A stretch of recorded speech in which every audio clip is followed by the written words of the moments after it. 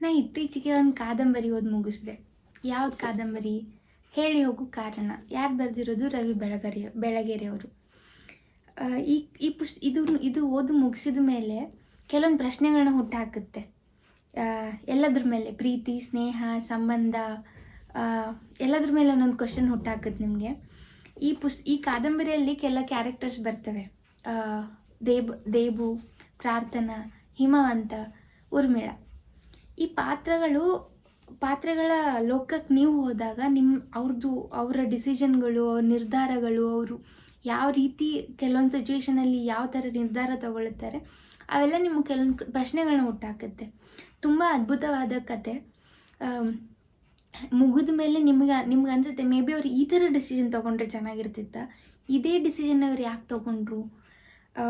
ಹಿಮವಂತ ತುಂಬ ನೇರವಾದ, ದಿಟ್ಟವಾದ, ಯಾವುದೇ ಮಾತನ್ನ ಹೇಳಬೇಕಾದ್ರೆ ಅದರಲ್ಲಿ ಯಾವುದೇ ರೀತಿ ಇನ್ನೊಂದು ಅರ್ಥ ಇಟ್ಕೊಂಡು ಹೇಳೋಂಥ ಮನುಷ್ಯ ಅಲ್ಲ. ನೇರ ಮನುಷ್ಯ. ಒಂದು ಹುಡುಗಿ ಅವನ ಜೊತೆ ಬಂದಿದ್ದಾಳೆ ಅನ್ನೋ ಕಾರಣಕ್ಕೆ ಇಡೀ ಸರ್ವಸ್ವನೇ ಅವಳಿಗೆ ಅರ್ಪಿಸ್ತಾನೆ. ಅವಳಿಗೆ ಡಾಕ್ಟರ್ ಮಾಡಬೇಕು, ಅವಳ ಸಲುವಾಗಿ ಒಂದು ಹಾಸ್ಪಿಟಲ್ ಕಟ್ಟಿಸ್ಬೇಕು, ಅವಳ ಹತ್ರ ಜನ ಬಂದು ತೋರಿಸ್ಕೊಬೇಕು, ಇವನು ಅದನ್ನ ನೋಡಬೇಕು, ಅದರಲ್ಲಿ ಖುಷಿ ಕಾಣಬೇಕು ಜೀವನ ಪೂರ್ತಿ ಅಂತ ತಂದು ಇಡೀ ಅವಳು ಬಂದ ಕ್ಷಣದಿಂದ ಅವಳಿಗೆ ಒಂದು ಡಾಕ್ಟರ್ ಮಾಡೋ ತನಕ ಎಲ್ಲ ನಿಷ್ಠೆ ಹಾಕ್ತಾನೆ. ತುಂಬ ತುಂಬ ಕಷ್ಟಪಡ್ತಾನೆ ಅವಳಿಗೆ ಡಾಕ್ಟರ್ ಓದಿಸ್ಬೇಕಂತ. ಅವಳು ಅಂದರೆ ಯಾರು? ಪ್ರಾರ್ಥನಾ. ಹಿಮವಂತನ ಜೊತೆ ಜೀವನ ಸಾಗಿಸ್ಬೇಕು ಅಂತ ಹಿಮವಂತನ ಮೇಲೆ ನಂಬಿಕೆ ಇಟ್ಟು ಪ್ರೀತಿಯಿಂದ ಹಿಮವಂತನ ಜೊತೆ ಬಂದಿರೋ ಪ್ರಾರ್ಥನಾ. ಅವಳಿಗೆ ಡಾಕ್ಟರ್ ಆಗ್ಬೇಕನ್ನೋ ಯಾವ ಆಸೆನೂ ಇರಲ್ಲ. ಬಟ್ ಹಿಮವಂತನ ಆಸೆ, ಅವ್ನು ಮಾಡ್ತಿರೋ ಕಷ್ಟನ ನೋಡ್ಬಿಟ್ಟು ಅವಳು ಡಾಕ್ಟರ್ ಆಗಬೇಕಂತ ಆಸೆ ಪಟ್ಟು ಡಾಕ್ಟರ್ ಆಗಲಿಕ್ಕೆ ಹೆಜ್ಜೆ ಇಡ್ತಾಳೆ. ಅವಳ ಜೀವನದಲ್ಲಿ ಇನ್ಯಾರೋ ಬಂದು ಇನ್ಯಾವುದೋ ಘಟನೆ ನಡೆದು ಅವಳ ನಿರ್ಧಾರಗಳು ಚೇಂಜ್ ಆಗುತ್ತೆ. ಆ ನಿರ್ಧಾರಗಳು ಹಿಮವಂತನ ಮೇಲೆ ಯಾವ ಥರ ಎಫೆಕ್ಟ್ ಮಾಡುತ್ತೆ, ಅವುಗಳನ್ನು ಅವನು ಹೇಗೆ ತಗೋತಾನೆ, ಇವಳು ಬಿಟ್ಟು ಹೋಗ್ತಾಳ ಅಥವಾ ಹಿಮವಂತನೇ ತನ್ನ ಸರ್ವಸ್ವ ಒಂದು ವಾಪಸ್ ಬರ್ತಾಳ, ಗೊತ್ತಿಲ್ಲ. ಅವಳು ಬೇರೆ ಡಿಸಿಷನ್ಗಳನ್ನ ತೊಗೋಬೋದಿತ್ತ, ಮೇ ಬಿ.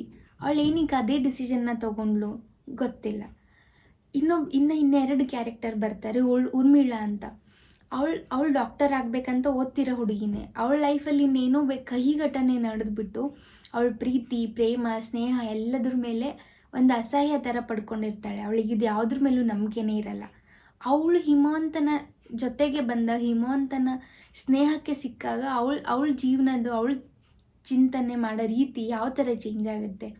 ಹಿಮವಂತನಂಥ ಮನುಷ್ಯನ ಕಂಡಾಗ ಮೇ ಬಿ ಅವಳಿಗೆ ಬೇರೆಯವ್ರ ಮೇಲೆ ಇರೋ ಅಸಹ್ಯ ಭಾವನೆ ಅಥವಾ ಥಿಂಕಿಂಗ್ ಚೇಂಜ್ ಆಗುತ್ತಾ, ಅವಳು ಯಾವ ಥರ ಡಿಸಿಷನ್ಗಳನ್ನ ತಗೋತಾಳೆ.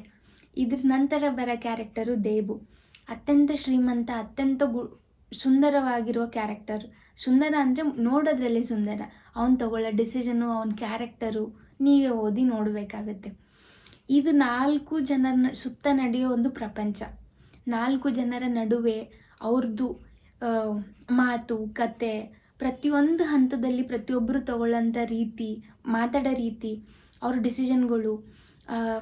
ಹಿಮವಂತ ಎಷ್ಟು ಕಷ್ಟಪಡ್ತಾನೆ. ಪ್ರಾರ್ಥನೆ ಹಿಮವಂತನಿಗೆ ವಾಪಸ್ಸು ಅವ್ನು ಮಾಡಿರೋ ಅವ್ನು ಕೊಟ್ಟಿರೋ ಆ ಜೀವನಕ್ಕೆ ಅವಳು ವಾಪಸ್ ಯಾವ ಥರ ಕೃತಜ್ಞತೆ ಸಲ್ಲಬೇಕಂತ ಅವಳೇ ಯಾವ ಥರ ಥಿಂಕ್ ಮಾಡ್ತಾಳೆ. ಇವ್ರು 4 ಜನದ ಜೀವನ ಮುಂದೆ ಹೋಗಿ ಏನಾಗುತ್ತೆ, ಇದು ಎಂಡಲ್ಲಿ ಬಂದು ಯಾವ ಹಂತಕ್ಕೆ ನಿಲ್ಲುತ್ತೆ, ಅದನ್ನ ಚೇಂಜ್ ಮಾಡ್ಬೋದಿತ್ತ. ಹಿಮವಂತ ನೇರ, ನಿಷ್ಠ, ಗುಣವಂತ ಇದ್ದವನು ಚೇಂಜ್ ಆಗ್ತಾನ.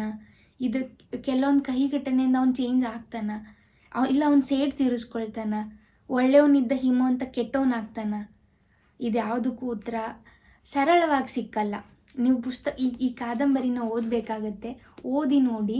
ಓದಿದ ಮೇಲೆ ನಿಮಗೆ ಮನುಷ್ಯರು ವರ್ತನೆಗಳ ಮೇಲೆ, ನಾವು ಮನುಷ್ಯರು ಥಿಂಕಿಂಗ್ ಮೇಲೆ, ನಾವೆಲ್ಲರೂ ಕೆಲವೊಂದು ಸತಿ ಕೆಟ್ಟವರಾಗ್ತೀವಿ, ಕೆಲವೊಂದು ಸತಿ ಒಳ್ಳೆಯವರಾಗ್ತೀವಿ. ಯಾರು ಪೂರ್ತಿ ಕೆಟ್ಟವರಲ್ಲ, ಯಾರು ಪೂರ್ತಿ ಒಳ್ಳೆಯವರಲ್ಲ. ಒಬ್ರು ಯಾರೋ ನಮ್ಮ ಸರ್ವಸ್ವ ಅಂದ್ಕೊಂಡ್ಬಿಟ್ಟು ಕೆಲವೊಂದು ಟೈಮ್ ಅವ್ರ ಮೇಲೆ ನಮ್ಮದು ಜೀವನದ ಕೊಟ್ಟಿರ್ತೀವಿ ಅವರಿಗೆ. ಅವ್ರು ಬಿಟ್ಟೋದ್ಮೇಲೆ ಅವ್ರು ನಿಮ್ಮ ಜೊತೆ ಇಲ್ಲ ಅಂದಮೇಲೆ ಆ ಟೈಮ್, ಕಳೆದೋಗಿರೋ ಟೈಮ್ ಬಗ್ಗೆ ಯಾವ ಥರ ಥಿಂಕ್ ಮಾಡ್ತೀರಾ? ಆ ಸಮಯ ನಿಮಗೆ ವಾಪಸ್ ಬರಲ್ಲ. ಅವ್ರು ಬಿಟ್ಟೋದ್ರು ಅಂತ ನೀವು ಸೇಡ್ ತೀರಿಸ್ಕೊಳ್ತೀರಾ, ಅಥವಾ ಅವ್ರು ಹೋಗಲಿ ಅವ್ರ ಜೀವನ ಆದರೂ ಅವ್ರು ನೋಡ್ಕೊಳ್ಳಿ ಅಂತ ಬಿಟ್ಬಿಡ್ತೀರಾ? ಈಗ ಪ್ರತಿಯೊಬ್ಬರ ಜೀವನದಲ್ಲಿ ಅದು ನಡೆಯುತ್ತೆ, ಹೊಸದೇನಲ್ಲ. ಬಟ್ ನಾವು ನೋಡೋ ರೀತಿ ಯಾವ ಥರ ಚೇಂಜ್ ಆಗುತ್ತೆ. ಕೆಲವೊಂದು ಥಿಂಕಿಂಗ್ ನಿಮ್ಮ ಹತ್ರ ಬರುತ್ತೆ, ಕೆಲವೊಂದು ವಿಚಾರಗಳು ನೀವು 1-2-3 ಡೇಸ್ ಈ ಬುಕ್ ಓದಿ ಮುಗಿಸಿದ ಮೇಲೆ ನೀವು ಥಿಂಕ್ ಮಾಡೇ ಮಾಡ್ತೀರಾ. ಸೊ ಕನ್ನಡದಲ್ಲಿ ಬುಕ್ಸು ಓದಿ, ನೋಡಿ ಓದಿದ ಮೇಲೆ ನಿಮ್ಗೆ ಏನು ಅನಿಸುತ್ತೆ ಅಂತ.